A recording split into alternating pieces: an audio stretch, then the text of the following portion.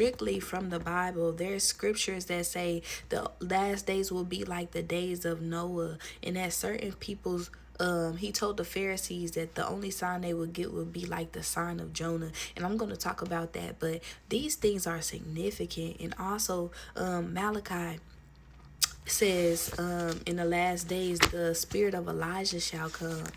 And you know that when John the Baptist came to prepare the way for Jesus the first time, he was known to have the spirit of Elijah.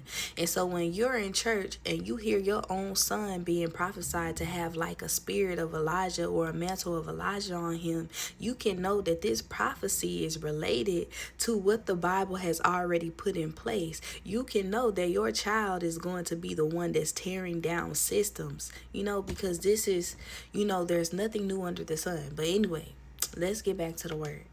So, the Lord led me to these two scriptures, and then he began to elaborate. And I just continued to pray. Then the next day when I was praying for 3 hours, he led me to Job 42, I do believe, where Leviathan is addressed. I meant to say Job 41. And in this scripture, God is saying pride cannot be something that a human is able to capture or bind. It is something that only God can pull down. If you think about it, what was Pharaoh suffering from? He was suffering from pride. And no matter what Moses said, Pharaoh would have never turned. But God had to beat the pride out of Pharaoh. And ultimately, you see some cases where pride just will not be tamed. So Pharaoh, his pride, he would not surrender.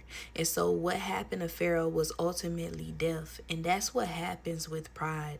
There's only two ways out. There's God's way or the way of death. And we see that in the story of Jonah. But I want to go step by step, and we'll talk about Jonah later too, because he was suffering from pride.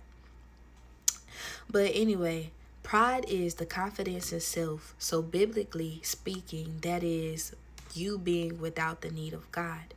So while I was at work, I noticed like over the past couple months that I had an increase in the neuro cases that I've had.